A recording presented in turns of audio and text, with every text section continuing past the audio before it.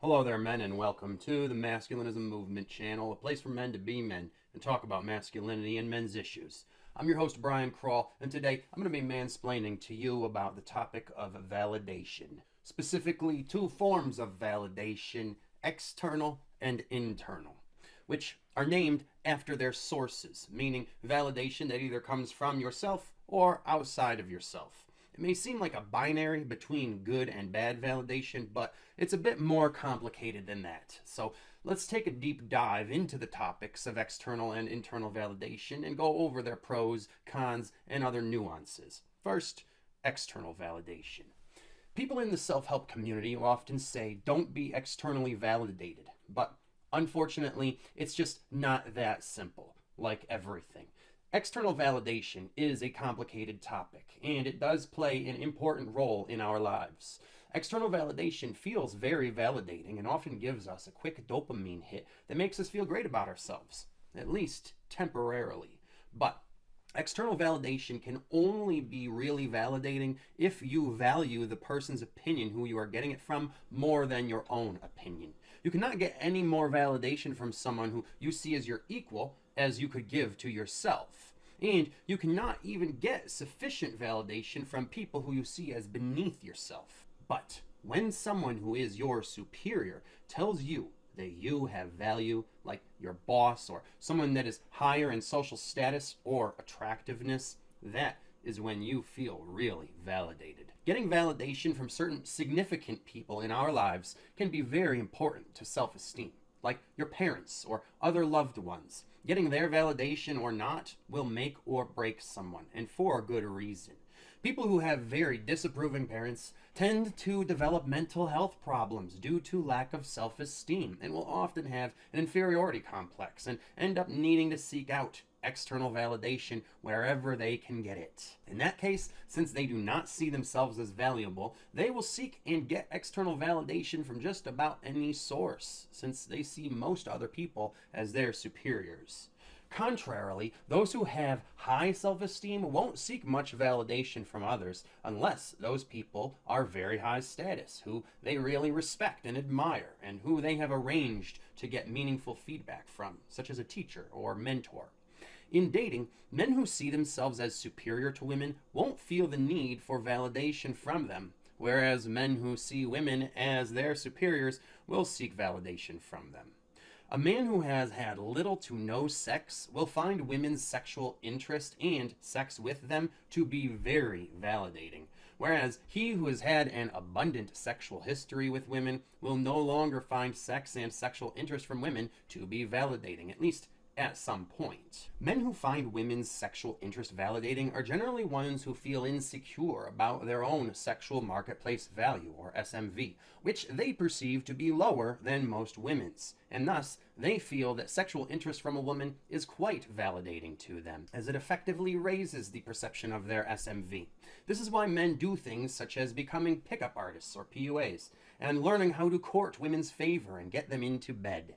Or, if a man feels even more insecure about his SMV to the point of having an inferiority complex, he may try to turn his sense of inferiority into narcissism and attempt to get women's attention by being very alpha or aggressive and trying to make a big show out of his machismo and behaving in ways that are domineering or perhaps even predatory in an effort to gain attention from women by any means necessary. And men who have experienced a lot of failure with women and have a really low sense of sexual self-worth because of it may even stoop as low as to start simping to them and supplicating in an effort to buy sexual attention from them.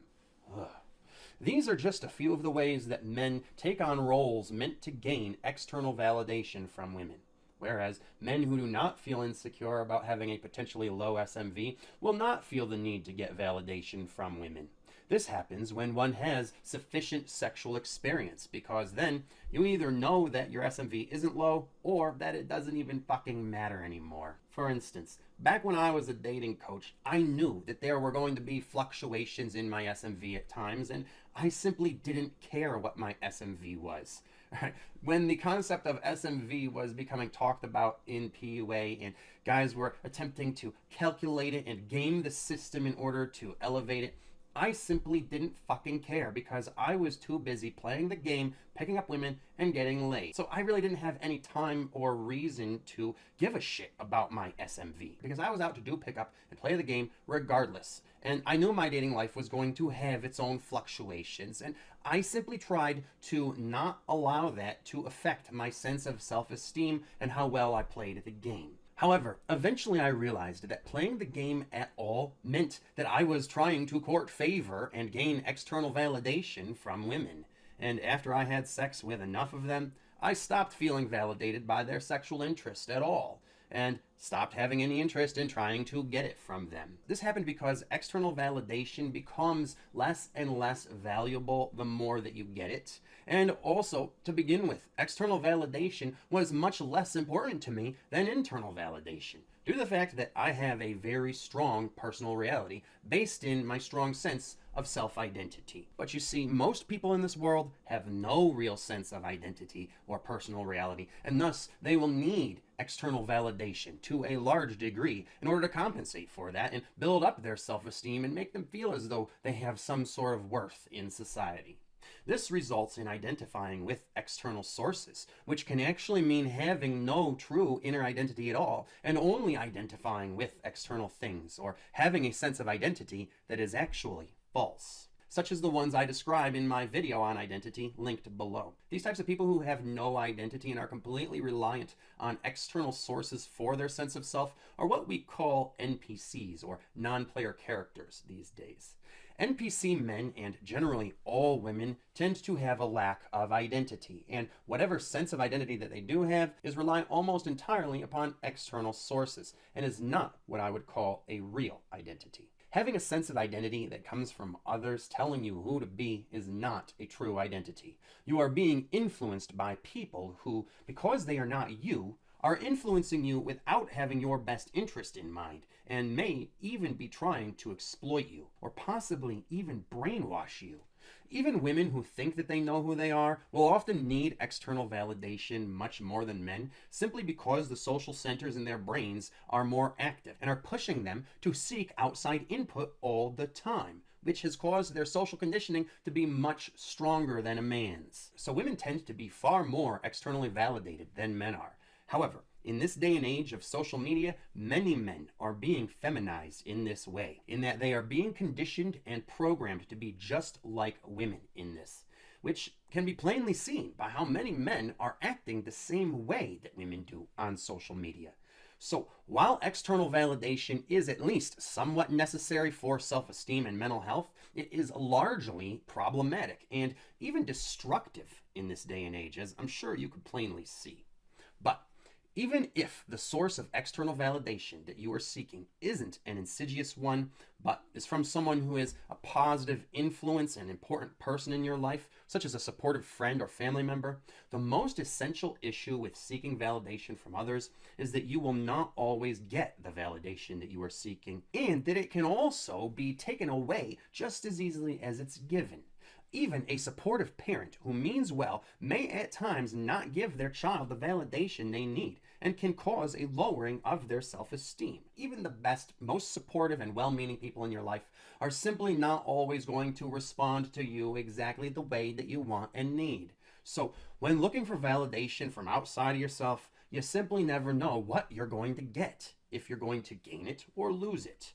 Therein, external validation is, of course, vastly inferior to internal validation. Though I must note that some people's self-esteem is so low that they are simply incapable of internally validating themselves, and thus external validation is superior in those cases if they can actually get it from someone supportive, like a therapist, for instance.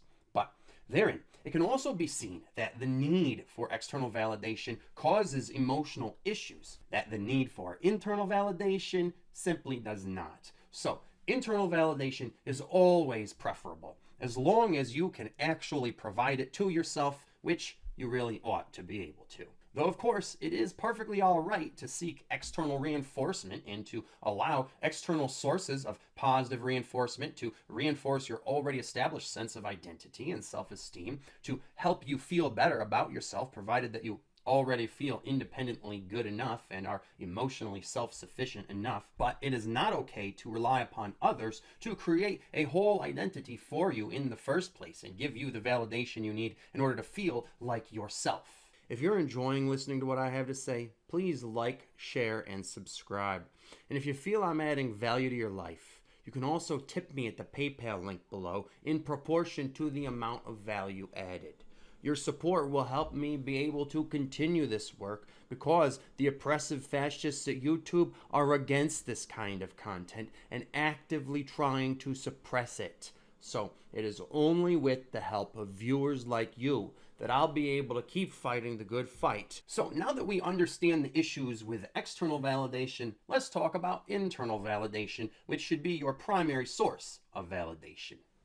Internal validation obviously needs to be the primary source of validation for you because it is the most sustainable and hopefully the most stable. Unless you are mentally ill, like so many of us are today, and then you do need some other supports like a therapist and ideally friends and family if you have or can acquire those types of supportive people, which again, not all of us can. But if you do not see yourself as inferior to others and you value yourself more than others, there is not much need for external validation because your own opinion is so much more valuable to you than the opinions of others, especially your opinion about yourself.